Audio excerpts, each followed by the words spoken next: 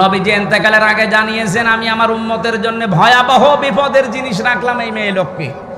এজন্য খুব সাবধান থাকবেন, এখান থেকে সতর্ক থাকবেন। কি যুবক মানুষ কি বুড়ো মানুষ? স্যার আপনিও না না, বর বলা যায় না এ বয়সে আবার যদি আর এক সংসার করে। এই জন্য যে যেখানে আছেন আমি সহ প্রত্যেকে এই বিষয়ে খুব সেন্সিটিভ থাকা লাগবে। মোবাইলে মেয়েরা কথা বলবে কোন আওয়াজে, সে আওয়াজ পর্যন্ত আল্লাহ কোরআনে দিয়েছে। এখন যদি বলেন ওই সময় মোবাইল ছিল ১৫০০ বছর আগে, ছিল ওই সময় হিসাব ছিল। এটা সূরা আহজাবের ৩২ নম্বর আয়াতে পাবেন। সেখানে আল্লাহ আয়াত দিয়ে বললেন, হে নবীর স্ত্রীরা, যদি কারোর সাথে কথা বলার বড় প্রয়োজন হয়ে পড়ে, কথা বলবা ঠিক, মিথ্যা কথা বলা যাবে না। মোবাইলে বলেন, ফোনে বলেন, ফ্যাক্সে বলেন, পর্দার আড়াল থেকে বলেন, দেওয়ালের পাশ থেকে বলেন, কিন্তু কথা বলবেন সঠিক কথা, মিথ্যা কথা বলবেন না। কিন্তু ভাষা হবে আপনাদের রুক্ষ সূক্ষ্ম, কোনো রসকস থাকবে না ভাষার ভেতরে।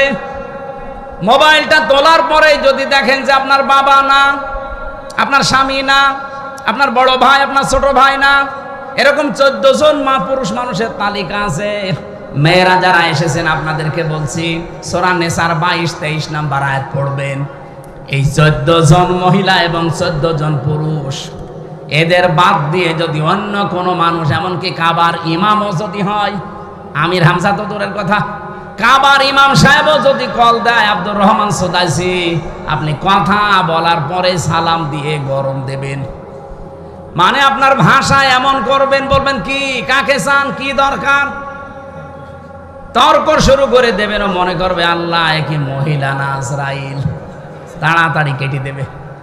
আর আপনি যদি একেবারে শাবনুরের মতো, এই যে যশোরের মেয়ে, আপনি যদি একেবারে মোলায়েম কণ্ঠ দিয়ে বলেন আসসালামু আলাইকুম বিআই সাহেব, ওর মনের ভেতরে আল্লাহ বলেন মারাদুন, যদি গোড় থাকে, অসুস্থ থাকে, রোগ থাকে, ও কিন্তু লাইন লাগাবে।